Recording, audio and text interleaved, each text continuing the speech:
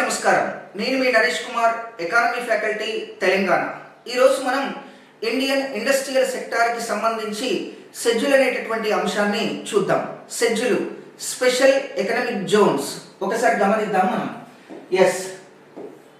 SEZs schedule special economic zones అని పిలుస్తారు.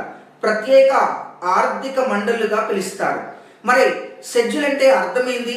షెడ్యూల్ను ఎవరు ఏర్పాటు చేస్తారు, ఎవరు అభివృద్ధి చేస్తారు, షెడ్యూల్లో ఏం ఏర్పాటు చేస్తారు, మనం ఈ అంశాలను ఈరోజు తెలుసుకునేటటువంటి ప్రయత్నం చేద్దాం. అండి, ఒకే ప్రాంతంలో పెద్ద ఎత్తున పరిశ్రమలకు కావలసిన అవస్థాపన సౌకర్యాలను అభివృద్ధి చేస్తే ఆ ప్రాంతాలను షెడ్యూల్ అంటారు. మరొకసారి గమనిద్దాం. ఒకే ప్రాంతంలో పరిశ్రమలకు కావలసిన అవస్థాపన సౌకర్యాలను పెద్ద ఎత్తున అభివృద్ధి చేస్తే ఆ ప్రాంతాలను షెడ్యూల్గా పిలుస్తారు. ముఖ్యంగా పరిశ్రమలు స్థాపించాలంటే, పారిశ్రామికవేత్తలను ఆకర్షించాలంటే అవస్థాపన సౌకర్యాలు చాలా కీలకమైనటువంటివిగా చెప్పొచ్చు.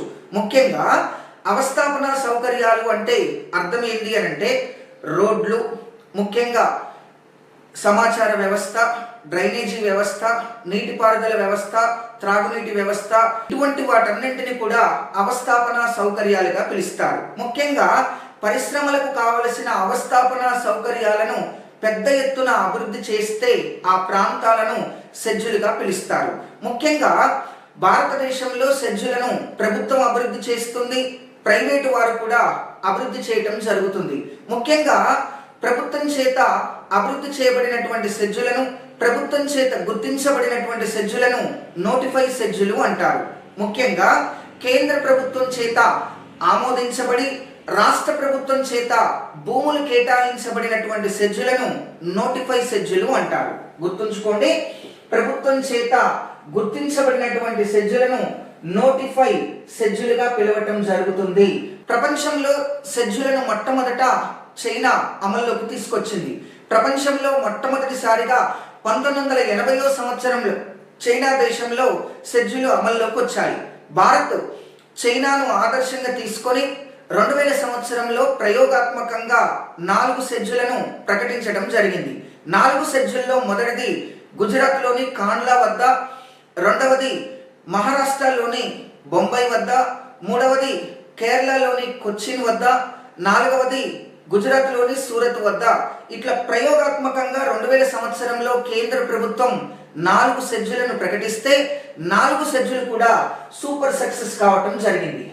అండి, 2000 సంవత్సరంలో కేంద్ర ప్రభుత్వం ప్రయోగాత్మకంగా 4 షెడ్యూల్లను ప్రకటించింది. గుజరాత్లోని కాండ్లా, కేరళలోని కొచ్చిన్, మహారాష్ట్రలోని బొంబాయి, ఇక గుజరాత్లోని సూరత్. ఈ 4 షెడ్యూల్ సూపర్ సక్సెస్ కావటంతో కేంద్ర ప్రభుత్వం 2005వ సంవత్సరంలో షెడ్యూల్ చట్టాన్ని అమల్లోకి తీసుకురావటం జరిగింది. అండి, భారతదేశంలో షెడ్యూల్కు సంబంధించినటువంటి చట్టం ఎప్పుడు అమల్లోకి వచ్చింది? ఖచ్చితంగా ఇటువంటి క్వశ్చన్ వస్తుంది. భారత్లో 2005వ సంవత్సరంలో నాటి కేంద్ర ప్రభుత్వం షెడ్యూల్కు సంబంధించినటువంటి చట్టాన్ని పూర్తి స్థాయిలో రూపొందించింది. ప్రత్యేకంగా భారతదేశంలో షెడ్యూల్ 2006 నుండి పూర్తి స్థాయిలో అమల్లోకి రావటం జరిగింది. గుర్తుంచుకోండి, భారత్లో ప్రయోగాత్మకంగా 2000 సంవత్సరంలో షెడ్యూల్ ప్రకటించబడ్డాయి. 4 షెడ్యూల్ ప్రకటించబడ్డాయి.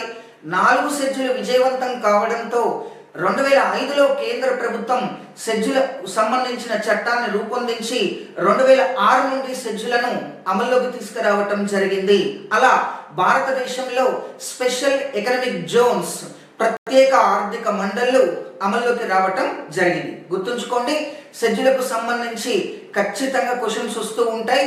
ముఖ్యంగా ఈ షెడ్యూల్కు సంబంధించి ఇటీవల కాలంలో కేంద్ర ప్రభుత్వం, నరేంద్ర మోడీ ప్రభుత్వం 2018వ సంవత్సరంలో బాబా కళ్యాణి కమిటీని కూడా నియమించడం జరిగింది.